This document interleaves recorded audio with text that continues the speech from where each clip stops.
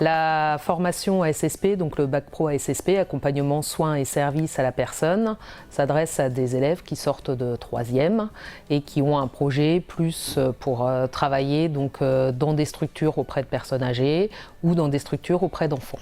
Les élèves, à la fin de la seconde, doivent choisir une des options pour la première, la classe de première. Donc l'option en structure, c'est faire le choix de travailler dans des structures pour personnes âgées, pour enfants, donc les écoles. Et l'option à domicile, c'est travailler auprès des familles, notamment par des associations comme la DMR. Dans chaque cours de travaux pratiques, on met les élèves en situation, notamment en soins d'hygiène, quand nous voyons une technique particulière, par exemple le change du nourrisson. Donc nous appliquons avec une situation prise aussi dans la réalité.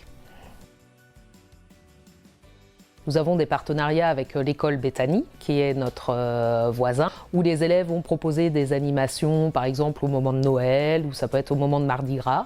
C'est les élèves de seconde qui vont dans les classes de maternelle. Après, en première, il y a des animations plus au niveau de l'Assemblée, donc sur Chantenay, qui est l'EHPAD. Il y a aussi l'EHPAD de Bournezeau et l'EHPAD de Saint-Prouin. Donc après un bac pro ASSP, on peut rentrer dans la vie active. Par contre, la plupart font poursuite d'études, avec notamment formation d'aide-soignante, formation d'infirmière. Elles peuvent aussi continuer sur des études en BTS, donc BTS ESF, économie sociale et familiale, et BTS SP3S, c'est services et prestations des secteurs sanitaires et social.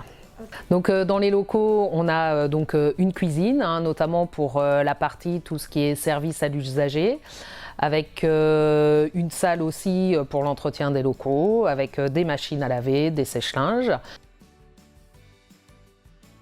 On a un espace puériculture et un espace personnes âgées. Et on a aussi un espace animation avec 2 salles d'animation.